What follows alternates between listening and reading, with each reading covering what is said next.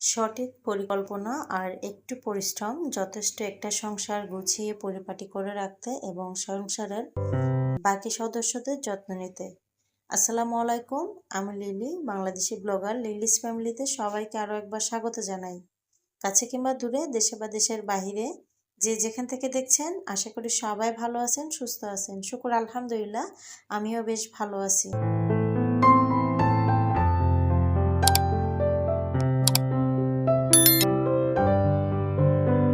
কথায় আছে যে রাঁধে সে চুলও বাঁধে। তবে আমি কতটা চুল বাঁধতে পারি না পারি সেটা আমার থেকে যারা দেখে বা আমার পরিবারের বাকি সদস্যরা আছে তারাই কিন্তু ভালো বলতে পারবে। নিজের গুণগান নিজের মুখে কিন্তু ততটা শোভা দেয় না যতটা অন্যের মুখে শোভা দেয়।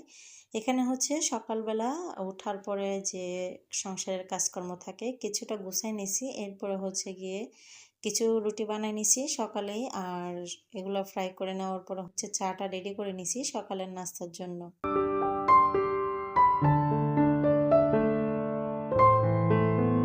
ইদানিং হচ্ছে আপনাদের ভাইয়া একটু অফিসে দেরি করে যায়, কারণ হচ্ছে গিয়ে ওনাদের অফিসে যে পানি উঠে ডুবে গেছিল সেটা পরিষ্কার করতে অনেক সময় লাগতেছে। এছাড়া ইলেকট্রিকের যে বিষয়টা থাকে, একটা কোম্পানি চালাতে গেলে অনেক পরিমাণের ইলেকট্রিকের প্রয়োজন হয়। ওনাদের অফিসে হচ্ছে যে ইলেকট্রিকের ট্রান্সফরমারগুলো থাকে সেগুলো কিন্তু পানিতে ডুবে একদম নষ্ট হয়ে গেছে। সেই জন্য হচ্ছে যে ট্রান্সফরমারগুলো ছিল সেগুলো ঠিক করাতে অনেকটা সময় চলে যাচ্ছে। নতুন যদি কিনতে যাই কোম্পানির অনেকটা লস হবে বা অতিরিক্ত খরচ হবে, যার কারণে হচ্ছে এটা একটু হিট দিয়ে দিয়ে হচ্ছে ঠিক করার চেষ্টা করতেছিল ইদানিং ধরে। যার কারণে হচ্ছে একটা ইউনিট ২-১ দিনের মধ্যে চালু করছে, আর বাকি ইউনিটগুলো এখনও হচ্ছে বন্ধ আছে।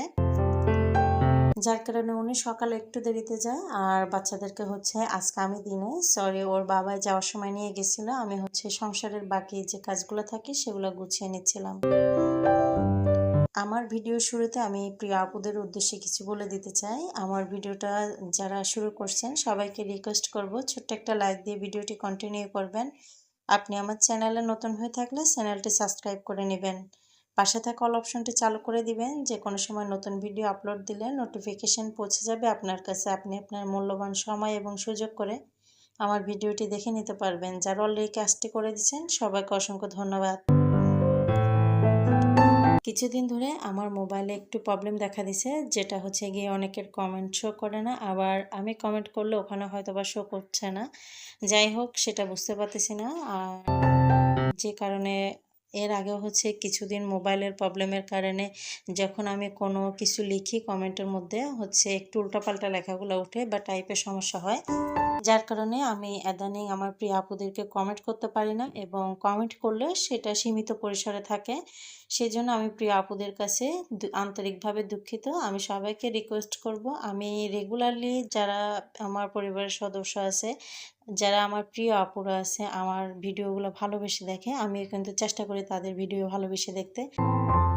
দেখা যায় বাচ্চারা ছোট থাকলে বাসায় অনেক সময়, এখনকার যুগের বাচ্চারা কিন্তু অধিকাংশ সময় স্কুল থেকে ফেরার পথে বা আমার মেয়ে যখন বাসায় থাকে অধিকাংশ সময় ওরা কিন্তু আমার মোবাইল নেয়, গেমস খেলে, হাত থেকে ফেলে দেয়। যার কারণে দেখা যায় মোবাইলটা এর আগেও ২ থেকে ৩ বার ঠিক করানো হয়েছে, আবারও দেখা যাচ্ছে প্রবলেম দেখা দিচ্ছে। তো এই মুহূর্তে মোবাইলটা ঠিক করতে গেলে আবার হচ্ছে গিয়ে কিছু টাকা লাগবে, বা ৪-৫ হাজার টাকাও লাগতে পারে। আবার আছে যে নতুন একটা ফোন নিব, সেটাও এখন সম্ভব না।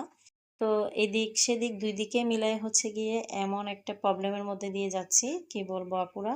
তো সবাই বুঝে নেওয়ার চেষ্টা করবেন। সবসময় সবকিছু চাইলেই কিন্তু সম্ভব হয় না। খুবই ইচ্ছা ছিল যে নতুন একটা ফোন নিব, বা আ নতুন একটা ফোন নিয়ে ভালো ক্যামেরা বা ভালো ভয়েস ওভার করা যায়, ওই ধরনের একটা মোবাইল নেওয়ার অনেক ইচ্ছা ছিল। তবে আর্থিক সমস্যার কারণে হচ্ছে ওটা আর পারি নাই। যাই হোক, যেটা আছে এটা দিয়েই হচ্ছে এখন চলতে হবে। এখানে হচ্ছে আমি ঘর ঝাড়ু দেওয়ার পরে আমার যে রেগুলার থালা বাসন হয় বা সকালে নাস্তা খাওয়ার পরে যে থালা বাটিগুলো হয়ে থাকে সেগুলো রেখে গেছিলাম। এর আগে হচ্ছে গিয়ে ঘরটা ঝাড়ু দিয়ে সুন্দরভাবে গুছায় পরিষ্কার করে নিছি।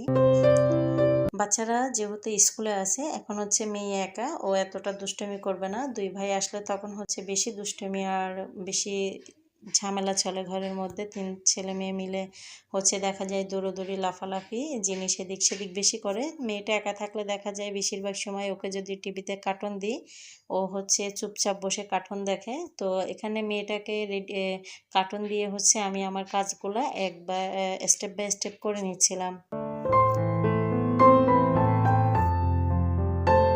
ধোয়াপালাগুলো সারার পরে হচ্ছে রান্নার কাজটা করে নিব। যেহেতু বাচ্চারা নেই সেইজন্য কিন্তু আগে ওই কাজগুলো করে নিছি। এরপরে হচ্ছে ঘর মোছা, ঘর পরিষ্কার করা, বিভিন্ন আসবাবপত্র পরিষ্কার করা। যদিও আমার ঘরে এত বেশি আসবাবপত্র নাই। ভাড়া বাসায় কিন্তু দেখবেন আসবাবপত্র থাকলেও একটা ঝামেলা, না থাকলেও ঝামেলা। যখন আমরা বাসা চেঞ্জ করি তখন ১টা ২টা জিনিস নিয়ে বাসা চেঞ্জ করতেই কিন্তু অনেক কষ্ট হয়ে যায়। আর যাদের ঘরে ভুরি, ভুরি আসবাবপত্র বা ফার্নিচার থাকে তাদের তো নাজেহাল অবস্থা। তো ওই দিকটা চিন্তা করে প্রয়োজনে যতটুকু প্রয়োজন ততটুকুই জিনিসপত্র ঘরে রাখি। তারপরেও দেখা যায় ঘরের সৌন্দর্যের জন্য ২-১টা জিনিস না রাখলে নয়। সেভাবেই হচ্ছে রাখার চেষ্টা করি। এই যে সকালে উঠলাম আর সকালে ওঠার পরে যে নন স্টপ কাজ করে যাচ্ছি, দিনটা কোত্থেকে চলে যাব নিজেও বলতে পারবো না। এই যে একের পর এক হচ্ছে সংসারের যে কাজগুলো করে থাকি সেগুলা স্টেপ বাই স্টেপ আমি আগে একটু রেডি করে রাখি, মানে একটু পরিকল্পনা করে রাখি কোনটার পরে কোনটা করলে সুবিধা হবে। বা একটা কাজ বসায় দেওয়ার পরে বা করার পরে হচ্ছে ওই কাজটার ফাঁকে যদি অন্য একটা কাজ করা যায় তাহলে হচ্ছে আমি ওইভাবে করে নেওয়ার চেষ্টা করি। এখানে সকালে চা নাস্তা খাওয়ার পরে হচ্ছে যে গুছানো গাছানো কাজগুলো ছিল বা মাছ মাংস ভিজানোর যে কাজগুলো ছিল সেগুলো আগে করে নিছি, কারণ ওটা মাছটা ভিজতে সময় লাগবে, তরকারি কাটতে সময় লাগবে। এরপরে হচ্ছে আমি আমার ধোয়া পলাগুলো কমপ্লিট করি এবং এরপরে তরকারি করতে বসে যাই। তরকারি কোটার পরে দেখা যাবে যে আমি একটা তরকারি যদি বসাই দিই, অন্যদিকে আমি হচ্ছে অন্য অন্য কাজগুলো রেডি করে নিতে পারবো। সেই জন্য হচ্ছে এখানে আমি কিছু পটল আর আলু কেটে নিচ্ছি, এগুলো হচ্ছে চিংড়ি মাছ দিয়ে রান্না করব। আমার বাসায় বরাবরই চিংড়ি মাছের তরকারিটা বেশি থাকে। মাছ আমরা অনেক সময় দেখা যায় অনেকেই বড়, বড় মাছ দিয়ে তরকারি রান্না করে। ওই জিনিসটা কিন্তু আমার বাসায় খুবই কম হয়। কারণ আপনাদের ভাইয়া হচ্ছে মাছ সবসময় উনার রান্না বা ভুনা টাইপের খাওয়াটা পছন্দ করে আরকি। আর মাছ দিয়ে যদি তরকারির মধ্যে রান্না করি তাহলে উনি এটা এত বেশি পছন্দ করে না। তবে সেই ক্ষেত্রে হচ্ছে আমি বেশিরভাগ সময় তরকারি রান্না করলে দেখা যায় শুঁটকি অথবা চিংড়ি মাছ এই ২ টা জিনিস ইউজ করি। এতে করে আমারও ভাল লাগে বা অসুবিধা হয় না খেতে। আর আপনাদের ভাইয়েরও কোনো অসুবিধা হয় না।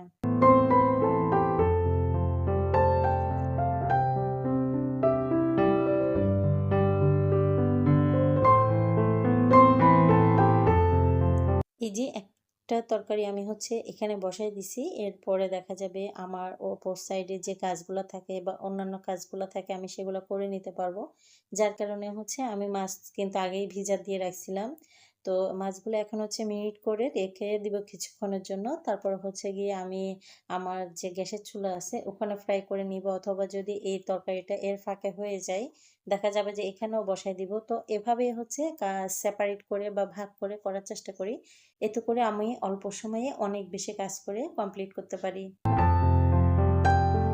২ দিকে ২ টা কাজ বসাই দিয়ে আসছি। যেহেতু মাছগুলো ফ্রাই করব আর মেরিনেট করে রাখছি, একটু সময় লাগবে মসলাগুলো ভিতরে যেতে। যার ফাঁকে হচ্ছে আমি আমার ফ্রিজটা মুছে নিচ্ছিলাম। এই ফ্রিজটা আমার রেগুলার পরিষ্কার করতেই হয়। তা না হলে কিন্তু দেখা যায় যে ছোট বাচ্চারা যে হাত দিয়ে ধরে হাতের দাগ, বিভিন্ন পানির ছিটা লাগে, সেগুলোও কিন্তু একদম স্পষ্টভাবে বোঝা যায়। তো ব্ল্যাক কালারের জিনিস আমার বরাবরই একদম নাপছন্দ। কারণ এটাতে একটু ময়লা হলে দেখা যায় যে অনেক বেশি ময়লা হয়ে গেছে। যেটা আমি একদমই পছন্দ করতে পারি না। আর কেন জানি জানি না আমার সবসময় একটু পরিষ্কার জিনিসগুলা খুব বেশি ভালো লাগে। এখানে হচ্ছে আমি ঘর মুছে নিচ্ছিলাম আর বরাবরই আমি চেষ্টা করি আমার বসে হাত দিয়ে ঘর মুছতে।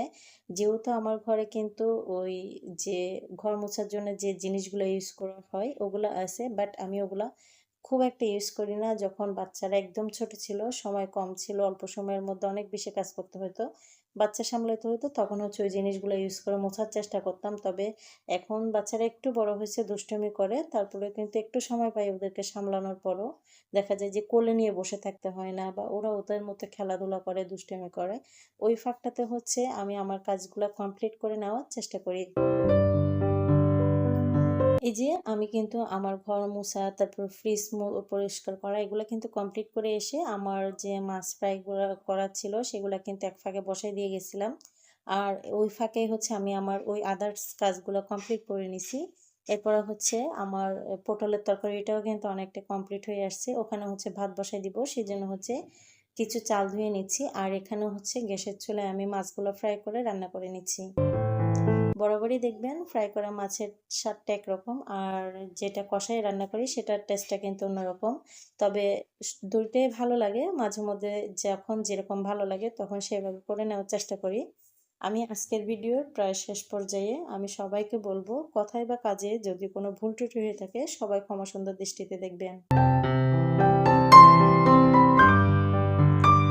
আমি কিন্তু আমার ইলেকট্রিক চুলাতে ভাতটা বসাই দিছি, আর এরপরে হচ্ছে এখানে মাছের তরকারিটাও বসাই দিছি। সবাইকে রিকোয়েস্ট করব এই পর্যায়ে এসে ছোট্ট একটা লাইক দিয়ে ভিডিওটি শেষ করবেন।